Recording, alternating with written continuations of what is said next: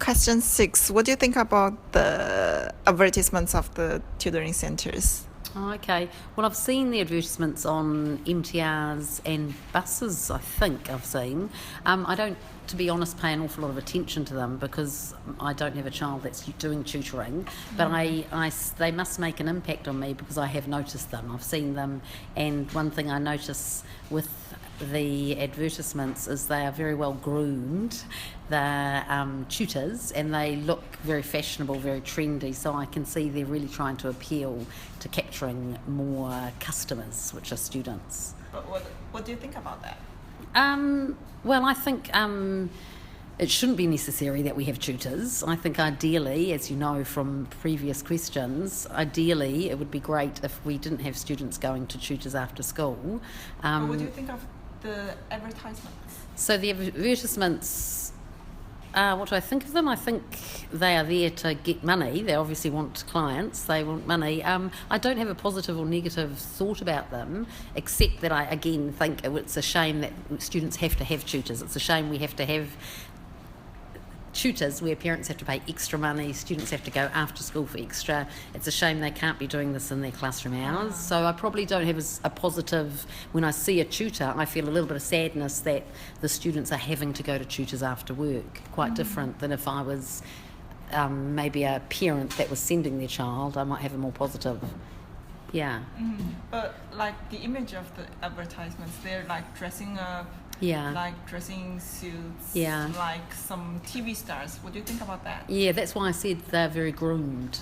So I can see they are, because they're trying to appeal to say, hey, we're successful, we can get your child to pass, we can.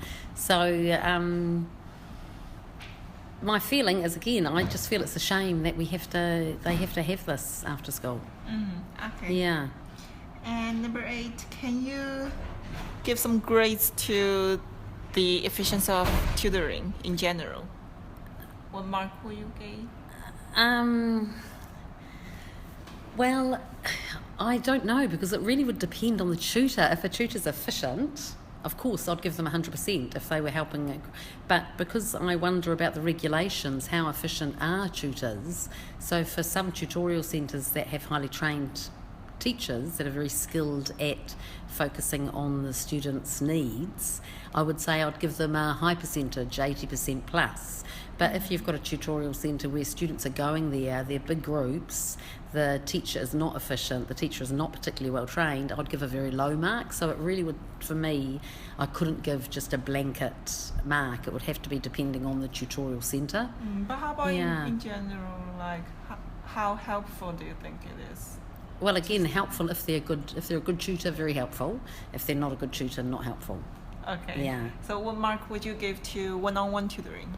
Well, one-on-one tutoring, I think, again, if they're efficient, if they're trained, if they are able to help the student, I'd give a high mark. It'd be very beneficial, like maybe 80, 90, probably realistically not 100, but very high. If they're efficient and skilled. Just suppose that the quality of the tutoring is like about the same, because I just want to compare the different styles of tutoring. So one-on-one, what would you I think one-on-one would give much higher, like 80% plus. Okay. Yep.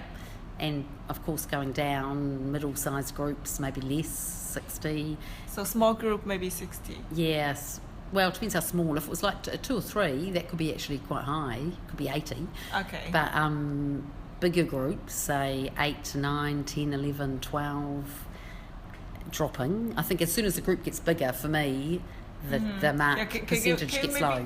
Give me some percentage. For a big group of how many students? 20, you think? Yeah, like big class. So big, like the small class, small class, like 25, a tutor. Yeah. Again, it really depends on the tutor, if the tutor's skills. Yeah, so suppose it's the same skilled, one. Tutor. I suppose it could be like 30%, 40%, for 30. Okay, how about lecture size? Oh, lecture, not for primary. Are you talking for university? Are we talking university primary. Or primary lecture? Yeah. Well, of course, inefficient, So 0? Yeah, 0. Okay, how about videotapes? Videotapes are not very efficient, in my opinion, because especially children are tired. They go to a tutorial centre, watch a videotape. To me, click off. I'd say very low. If you're lucky, if you've got a focused student, of course higher, but for a general student, 10%. Okay. Yeah. So, can you talk about the efficiency of tutoring to the three levels of students, high, middle, and also low? Sure. I think tutoring for the low-level students could, on one-on-one tutoring, could be very beneficial because they really need that step-by-step. And not talking about special needs, talking just a low ability. Yeah. I think that could be quite effective way of trying to move them up the level, at least to get basic understanding. So when they go to the class, they have a chance of understanding what the teacher's saying. And again, if it's one-on-one or 1 to 3 or so, a very small group of the same ability students, that could be very effective. That could be a very high percentage effectiveness. And for the high-level students too, it could really extend them if they are doing more than just what's required of their answers for their homework. Maybe they're extending them, feeding in more information, getting them to do sort of higher concept thinking, deeper level thinking. And for the middle group, again, if they are a small group and targeting exactly what they have to do and enhancing the learning, I think effective. Again, it all comes back to smallness, in my opinion. Small group. So are you saying that tutoring is actually helpful to all the three levels of students? I think if you've got an effective tutor, a skilled tutor, and you've got a small group of students that are getting their needs met exactly on what they're meant to be, what the tutor needs to teach them or sort of scaffold them to learn, I think, effective. Okay. Yeah. Number 10, you said you're willing to give students guidance if they take some questions from the tutoring center to ask you. Why? Well, it's my job, isn't it? As a teacher, I have to, if they have something they want understanding with, it's my job to help them understand it, clarify No matter it. where it is from. No. Okay. Yeah. Number 15, will you treat students differently because they go to tutoring centers or not?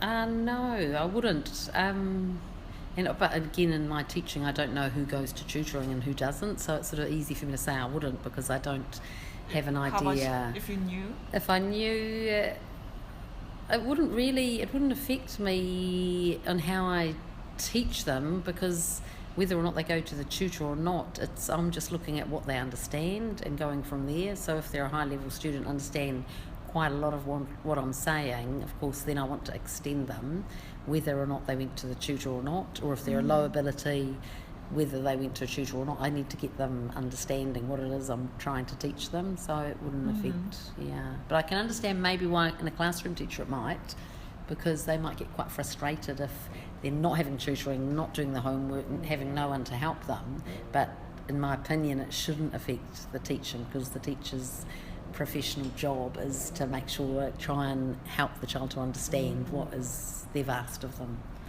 Not, You still need some time for the metaphor, right? Oh, the metaphor, yeah. So metaphor is, ask me that at the end. Yeah. Okay.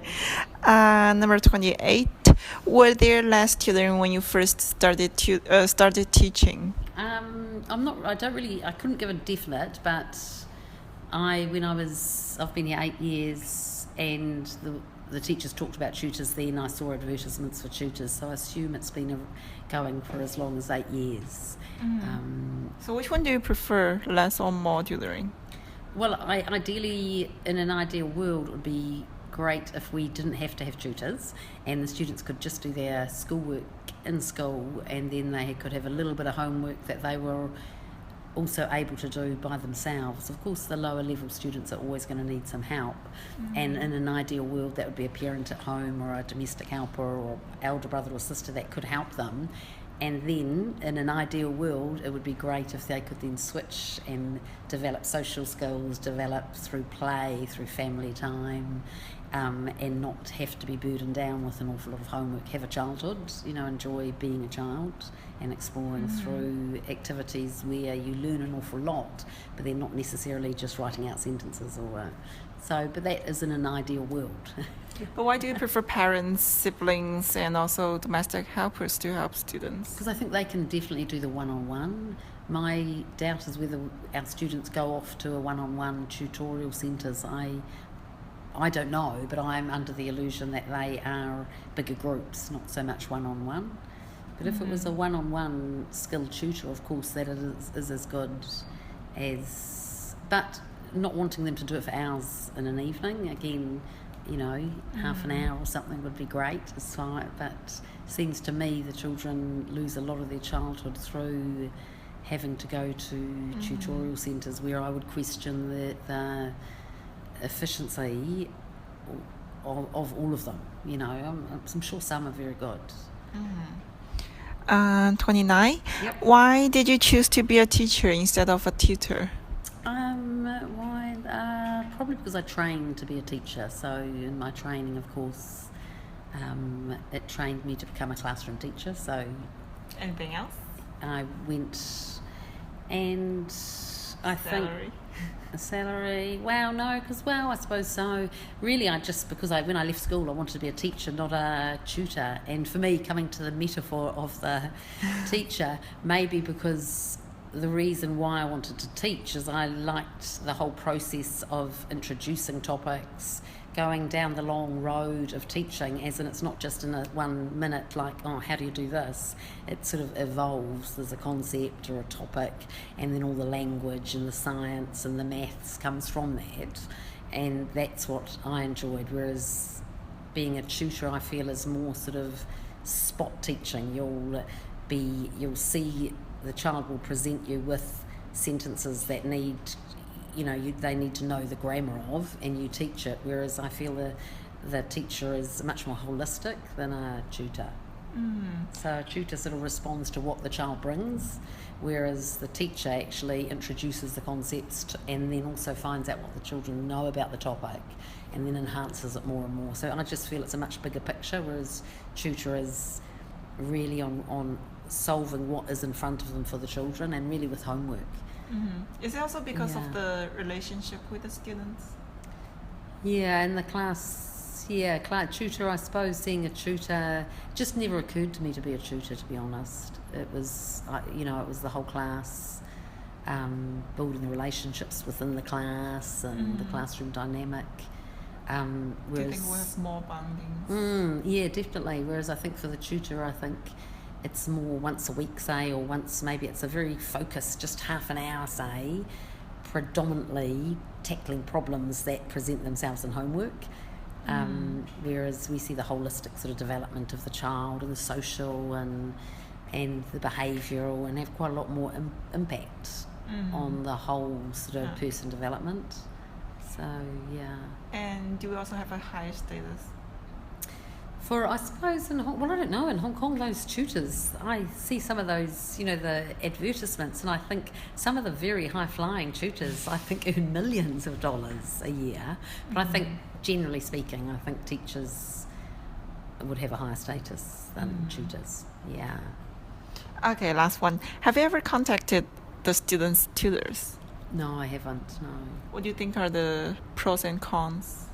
I've contacted... Well, I don't... Yeah, in my role as a net teacher, it's not sort of appropriate I contact the tutors. If I was a classroom teacher, it's quite different. It's because I see, I do 4 levels of P1 in a week, and so I've, the 200 children going through each week. And so I don't have that, whereas back in New Zealand, where I had a class for the whole day, it's quite different, because then I have the 25 children for the whole day. But then we don't have tutors so much in New Zealand for primary, it's secondary. But then I could see I would, if we did have tutors, of course I would be, because it's a smaller pool of children. But when I've got the amount going through, and there's not the English, the parents don't speak English, so I'm not speaking the majority, so I'm not talking to the parents, so actually I wouldn't have a clue who is tutoring or not, so I couldn't contact them. Yeah. But what do you think are the pros and cons of a teacher communicating with the students' tutors? Well, I think if the teachers could be quite useful, because if the teacher, if they can see there's a problem with something, so it's maths, or they could then, if they are talking to the tutor, especially if the tutor's quite individual, they have a one-on-one or a small, and they see them each week, it could be quite helpful. They could say, oh, can you focus on present perfect, or can you focus on present progressive or something, and that might also consolidate what the teacher's trying to teach them in the classroom. Are there any Yeah. disadvantages? Disadvantages of talking to the tutor from the, I don't know, unless it's putting more pressure on the child, and the child has quite a little pressure to start with, so I suppose if it put more pressure, but I would imagine the teacher would be doing it from a good standpoint, wanting to actually help the student sort of enhance their learning or the particular problems they're having with a particular area. Yeah. Okay, thank you very much. Yeah, that's all. That's good, yeah.